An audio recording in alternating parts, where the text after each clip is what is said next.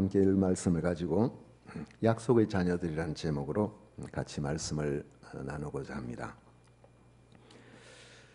아이를 낳아서 직접 키우지 않고 다른 사람에게 혹은 다른 나라에 입양을 보내는 것은 아이들로 하여금 그 혈육의 정을 거스리는 대단히 잔인한 일이라고 할 수가 있습니다.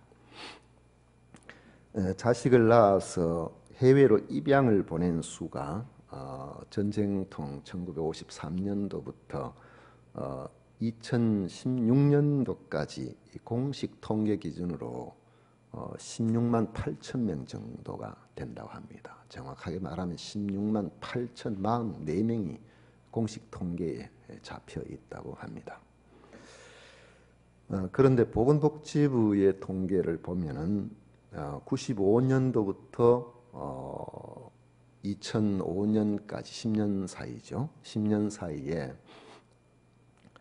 약 8만 명의 해외 입양 아들이 자기 부모가 보고 싶어가지고 내 부모가 도대체 누군지 그게 보고 싶어서 아까 말씀을 드린 2016년까지의 공식 통계가 16만 8천 명이라고 했는데 그러니까 지금 입양된 지 아직까지 아기들 어린 아이들 이런 경우를 생각해 보면은 장성해서 내 부모가 누구지? 내 부모를 한번 봐야 되겠다? 이렇게 생각하는 이들은 거의 대부분 한국을 방문했다는 그런 이야기가 되는 겁니다. 전체 입양아 중에서 95년부터 2005년도까지 우리나라에 방문한 그런 입양아가 8만 명이 넘는다 그러니까 그들의 마음에 한이 맺힌 거죠. 도대체 내 부모는 누구며 왜 나를 버렸을까? 자기를 낳아준, 키워준 좋은 부모가 있음에도 불구하고 낳아준 부모를 보고 싶어서 한국에 들어왔는데 와보면은 실제로 그래가지고 엄마를 만나거나 혈육을 만나는 비율은 한 3% 정도밖에 안 된답니다.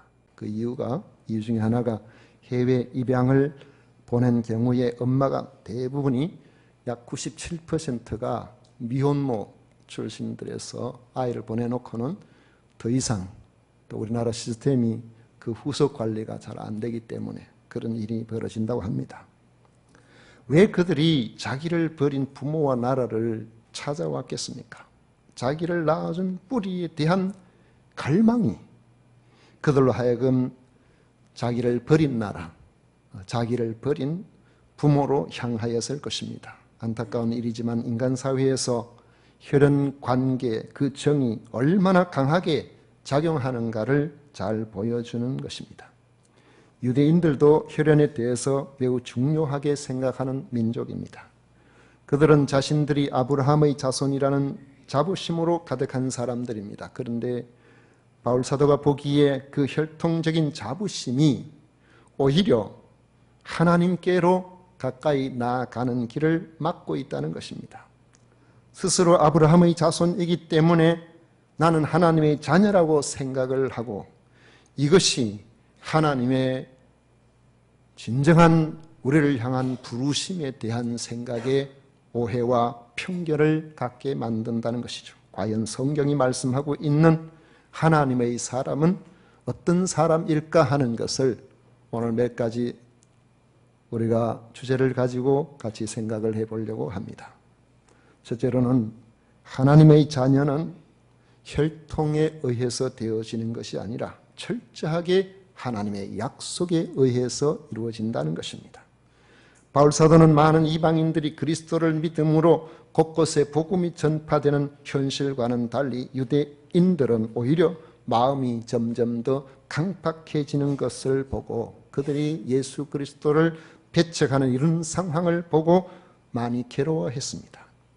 이것이 바울에게는 큰 근심이었고 마음에 그치지 않는 고통이었습니다. 자신이 저주를 받아 예수 그리스도로부터 끊어지는 일이 있다고 할지라도 동족들이 구원을 받기를 원하는 그런 마음이 있을 정도였습니다. 그런데 이런 현실은 구약 성경에 대한 그리스도인의 관점에도 변화가 올 수 있다고 보았습니다. 예수 그리스도를 믿음으로 구원을 받는다면 이제 우리가 예수님을 믿음으로 구원을 받기 때문에 구약 성경의 말씀이 과연 우리에게 더 이상 무슨 의미가 있겠는가 생각하는 이들이 나올 수도 있다는 것입니다. 하지만 바울은 이런 생각을 단호히 거부합니다. 6절 말씀에 보면 그러나 하나님의 말씀이 폐하여진 것 같지 않도다 했습니다. 이는 이방인들도 예수님을 믿음으로 구원을 얻는다면 아브라함의 혈통을 이어받은 사람이라야 하나님의 자녀라는 구약의 성경 말씀은 더 이상 효력이 없지 않느냐는 이런 의문에 대한 답변이죠. 바울은 오히려 구약 성경을 잘 풀어서 하나님의 자녀가 되는 것은 혈통으로 되는 것이 아니라 하나님의 약속에 의해서 되어진다는 것을 설명하고 있습니다. 6절 이하의 8절까지 말씀을 다시 보십시오. 그러나 하나님의 말씀이 폐하여진 것 같지 않도다. 이스라엘에게서 난 그들이 다 이스라엘이 아니요 또한 아브라함의 씨가 다 그의 자녀가 아니라 오직 이삭으로부터 난 자라야 내 씨라 불리리라 하셨으니 곧 육신의 자녀가 하나님의 자녀가 아니요 오직 약속의 자녀가 씨로 여기심을 받느니라 했습니다. 이 아브라함의 씨라는 것은 아브라함의 생물학적인 자손을 이야기하는 것이죠. 아브라함의 자손이라고 해서 다 하나님께서 정당하게 하나님의 자녀로 인정하시는 것은 아니라는 것입니다. 오늘 말씀에 보면 오직 이삭의 자녀, 이삭으로부터 난 자라야 한다고 말씀하고 있습니다. 아브라함에게 이삭 외에도 여러 아들이 있습니다. 누굴까요? 여러분 생각나는 것. 아브라함에게 이 아들이 있는데 이삭 말고 누가 있을까요? 이스마엘 있겠죠? 이스마엘. 창세기 16장 15절에 보면 하갈이 아브라함의 아들을 낳음에 아브라함이 하갈이 낳은 그 아들을 이름하여 이스마엘이라 하였더라 했습니다. 아브라함이 아내 사라의 몸종인 애굽 여인 하갈로부터 낳은 이스마엘은 이삭보다도 13살이나 더 많은 장남입니다. 혈통적으로 보면은 이스마엘이 가장 든든한 아브라함에게서 그런 아들이죠. 또 다른 아들은 없을까요? 우리가 맨날 제 손자하고 같이 듣는 찬양이 있습니다. 아브라함에게는 7 아들이 있었는데요. 근데 아브라함에게 7 아들이 있는가 성경을 자세히 살펴보니까 7 아들이 있는 게 아니더라고요. 그 찬양을 누가 지었는지 잘 모르겠습니다. 창세기 25장 1절 2절에 보면은 아브라함이 후처를 맞이하였으니 그의 이름은 그두라라. 그가 시므란과 욕산과 무단과 미디안과 이스박과 수아를 낳고 몇 명입니까? 어이구 잘 들으시네.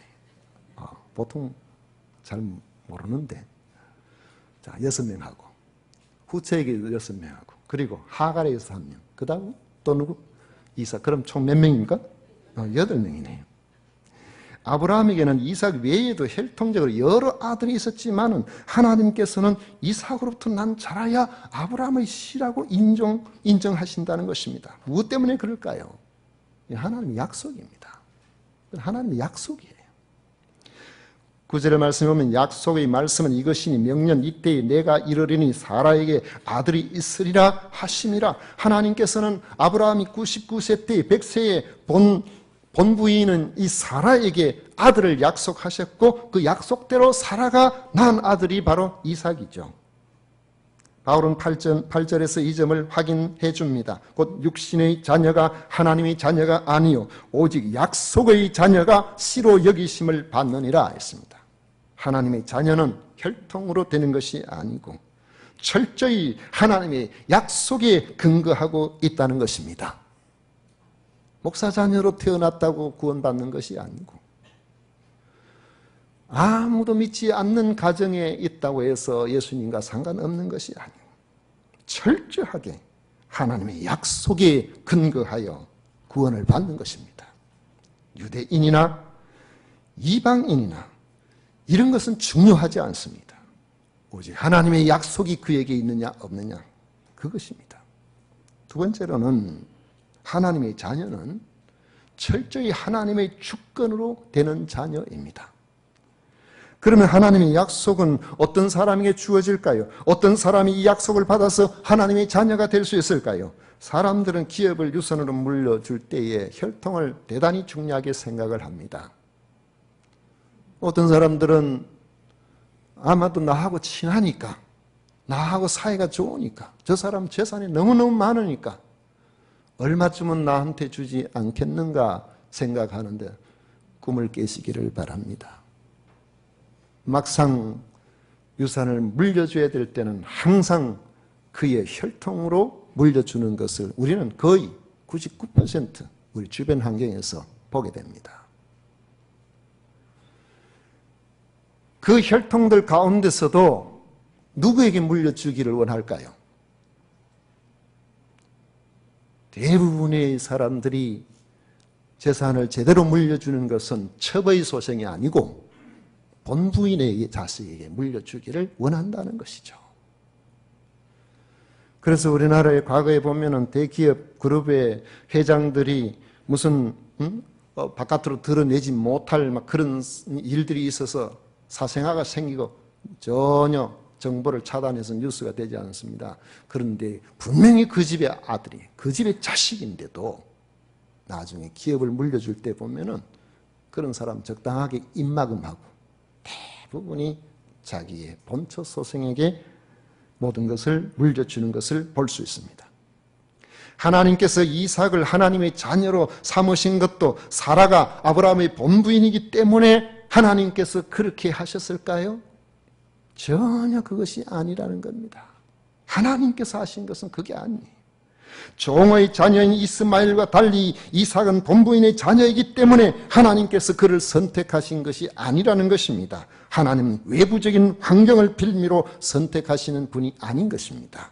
똑같은 상황이라도 하나님은 자기 뜻대로 하나님의 주권으로 하나님이 자녀 삼고자 하시는 사람을 하나님의 자녀로 삼으시는 것입니다. 바울은 리브가가 이삭으로부터 임신한 쌍둥이인 야곱과 에서를 예로 들어 말합니다. 10절부터 12절까지 말씀 나옵니다.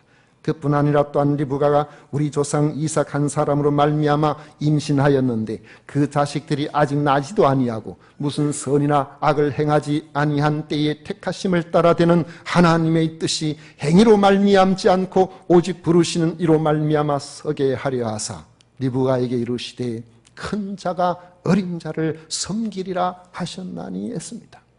야곱과 에서는 똑같은 환경과 신분으로 잉태되었습니다. 부모와 같습니다. 같은 날 잉태되어 같은 날 태어났습니다. 그들이 아직 태어나기도 전에 하나님께서는 큰 자가 어린 자를 섬기리라고 하시면서 장자인 에서가 아닌 차자인 야곱을 선택하셨습니다. 야곱이 택함을 받은 시점을 보면 그들은 아직 태어나지도 않았고 무슨 선이나 악을 행하지도 않았을 때입니다. 하나님께서 야곱을 선택하신 것은 그들이 태어나게 된 이 외부적인 환경이나 그들의 행위와 전혀 무관하다는 것을 알 수 있습니다. 13절에 기록된 바 내가 야곱은 사랑하고 에서는 미워하였다 하신 것 같으니라는 이 말씀처럼 오직 선택하시는 하나님의 뜻에 의해서 선택이 되어졌을 뿐입니다. 우리가 하나님의 자녀가 된 것은 우리의 외부적인 환경이나 신분이나 행위 때문이 아니라는 것을 말씀드렸죠. 사람들 중에는 그러면 전지전능하신 하나님께서 우리를 선택하실 때에 우리가 앞으로 잘 믿을 것을 미리 내다보시고 우리를 택하신 것이 아니겠느냐라고 생각하는 이들도 있습니다. 이것을 신적 예지에 의한 선택이라고 합니다. 신학적인 용어로 보면 예지 예정론이라 그렇게 부릅니다. 그런데 이것은 그럴듯해 보여요. 전지전능하신 하나님께서 우리를 선택하실 때에 미리 좀 앞으로 잘 믿게 될 것이다. 신앙이 좋아지게 될 것이다. 하나님의 자녀로서 멋지게 살아가게 될 것이다. 그것이 하나님의 눈에는 다 보이니까 그래서 미리 선택해 놓으신 것 아니냐라고 그렇게 생각하지만 이것은 잘못된 생각입니다. 전지전능하신 하나님께서 만약에 미리 내다보시고 선택하셨다면 좀 제대로 된 사람을 택하셨을 텐데 거짓말쟁이, 욕심투성이 이러한 야곱을 왜 선택하셨을까요? 하나님께서 왜 우리같이 늘 넘어지고 늘 시험에 들고 늘 시원찮고 늘 유혹에 빠지고 늘 탐욕에 곁눈질하기 바쁜 우리 같은 사람을 이렇게 허물투성인 우리를 택해서 하나님의 자녀로 삼으셨겠습니까? 하나님께서는 그냥 우리를 그분의 주권으로 그냥 택해 주셔서 우리로 하여금 하나님의 자녀가 되게 해 주신 것입니다. 비록 우리는 허물이 많지만 하나님께서는 그냥 우리를 사랑해 주셔서 우리를 택해 주신 것입니다. 이것이 하나님의 은혜예요. 우리가 또 한 가지를 생각해 보면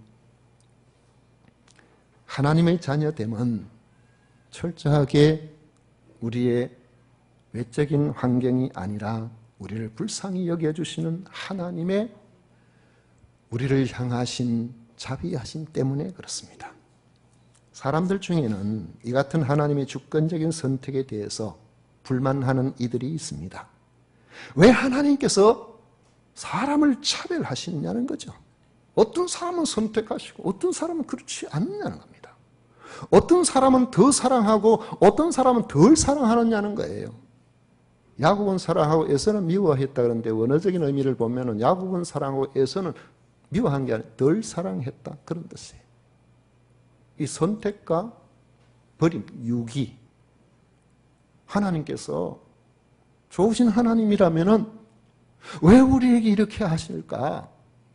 어떻게 하나님께서 누구는 선택하시고 누구는 이렇게 안 하시고 이런 차별을 하실까?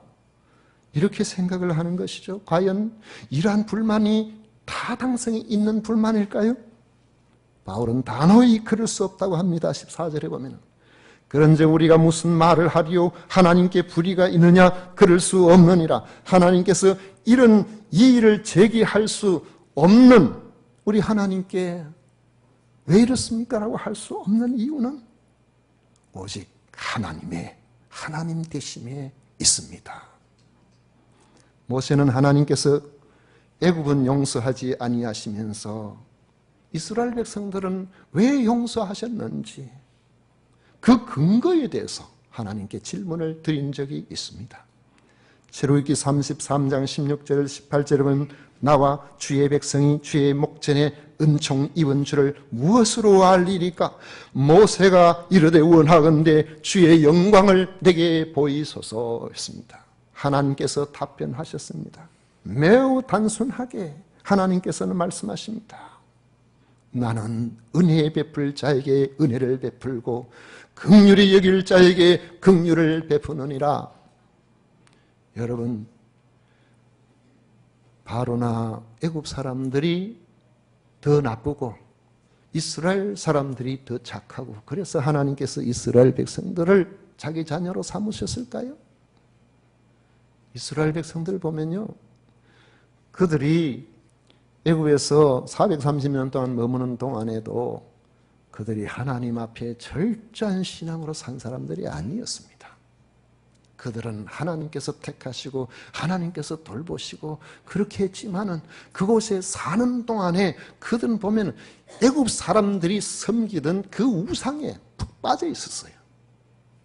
고통이 오고 힘든 일이 오고 압제가 와서 살 수가 없으니까 그때 그들이 기억한 것이 우리는 우리 하나님 계시지.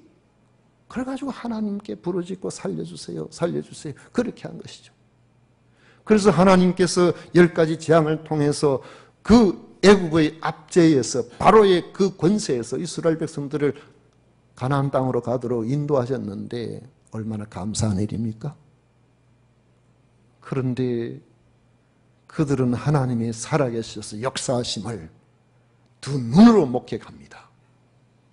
홍해를 갈라진 홍해 사이로 건너고 그들을 추격하는 이들이 그 홍해에 의해서 수장되는 것을 봤습니다. 그럼에도 불구하고 그들은 얼마까지 아니하여서 모세가 하나님의 말씀을 받기 위해서 호렙산에 올라가서 안 내려오니까 모세가 죽었는가 보다. 모세의 형 아론을 압박해가지고 금송아지를 만들어서 이 금송아지가 우리를 애굽에서 인도해낸 하나님이다 그러면서 그 앞에서 뛰어놀고 마시고 경배하고 그렇게 했었어요. 애굽 사람들이 그 당시에 최고의 신으로 섬겼던 게 바로 송아지 신이었거든요. 그들도 거기에 문화에 빠져서 그렇게. 그리고 하나님께서 내가 함께 하겠다. 내가 늘 너희들과 더불어 함께 하겠다. 하나님의 함께 하시는 하나님의 임재의 강력함이 밤에는 불기둥으로 낮에는 구름 기둥으로 하나님의 임재를 항상 눈앞에 목도하도록 해주셨음에도 불구하고 틈만 나면 하나님 왜 이랬습니까? 불평하고 원망하고 40년 동안 늘 그렇게 해왔던, 과연 이스라엘 백성들이 의로워서 하나님께서 하나님의 백성 삼으셨을까요? 하나님께서 그냥 그들을 약속하셔서 불러주신 것입니다. 하나님께서 기뻐하시는 뜻 외에는 그들을 부르신 다른 아무런 뜻도 없다는 것이죠. 바울은 16절에서 그 점을 상기시키고 있습니다. 그런즉 원하는 자로 말미암도 아니요 다른 박질하는 자로 말미암도 아니요 오직 긍휼히 여기시는 하나님으로 말미암음이니라. 애굽의 바로가 마음이 강팍하게 된 것도 하나님의 능력을 나타내 보이시고 온 세상에 하나님의 이름이 전파되게 함인 것처럼 하나님께서 하고자 하시는 뜻이 하나님의 자녀된 자에게 긍휼히 여기심으로 나타난 것이라는 겁니다. 그래서 우리가 예수님을 믿게 된 거예요. 그래서 하나님의 자녀가 된 겁니다. 그렇지만은 사람의 마음은 이런 말에도 쉽게 수긍하지 아니하려고 합니다. 그래도 하나님께서 사람 차별하시면 되겠느냐고 반문하고 싶어하는 사람들이 있을 거라는 거죠. 바울 사도는 이런 사람에게 질책합니다. 19절부터 20절까지 보면 혹 내가 내게 말하기를 그러면 하나님이 어찌하여 흠을 하시느냐 누가 그 뜻을 대적하느냐 하리니 이 사람아 내가 누구에게 감히 하나님께 반문하느냐 지음을 받은 물건이 지은 자에게 어찌 나를 이같이 만들었느냐 말하겠느냐. 저도 하나님께 만약에 따질 것이 있다고 하면은 하나님 왜 저를 끝물로 만드셨어요? 왜 막내로 태어나기 시원찮게 다 몸이 약해 어릴 때 얼마나 병치료도 많이 하고 감기를 달고 살고 제가 말씀드렸잖아요. 달리기 하면 늘 1등 했다고. 뒤에서 1등. 응? 7명 뛰면 거기에서도 뒤에서 1등. 5명 뛰면 거기서도 뒤에서 1등. 3명 뛰면 거기서도 뒤에서 1등. 제가 3등 안에 들어와 가지고 공책한 건 타본 적이 없습니다. 한 번 있었던가? 3명 뛰어가지고. 제가 좀 건강했더라면, 체질이 강했더라면, 의지를 가지고 뭔가를 좀 더 잘해볼 수가 있었을 텐데, 왜 하나님 나를 이렇게, 그런데 생각해보면, 그것이 하나님께로 나아가는 길이었어요.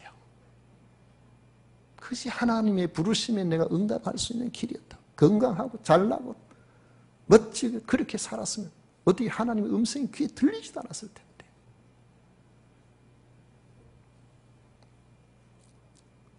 오늘 바울 사도는 진흙 한 덩이로 그릇을 만드시는 만드는 토기장이를 예로 들어서 이야기합니다. 토기장이가 옹기장이에요. 요즘으로 말하면 옹기장이 안 하고 뭐라 합니까? 고상한 말로 도예가.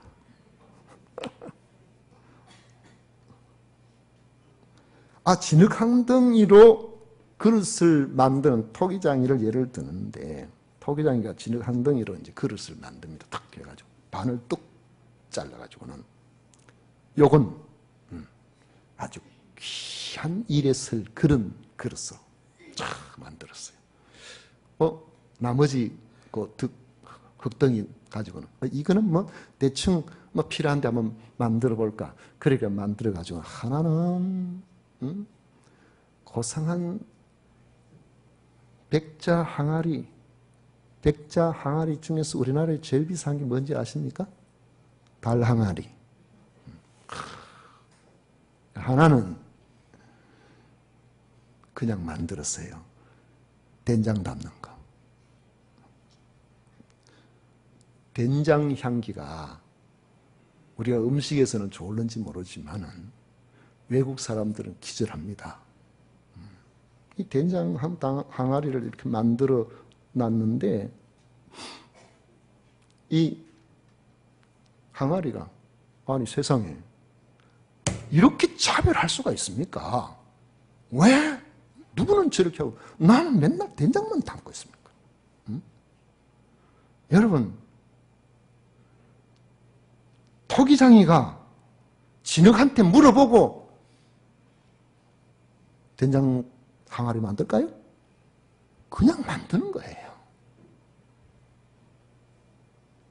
토기장이 만들고 싶은 대로 만드는 거 아닙니까? 그릇이 토기장이 왜 날 천이 쓸 그릇을 만들었냐고 따지지 않습니다.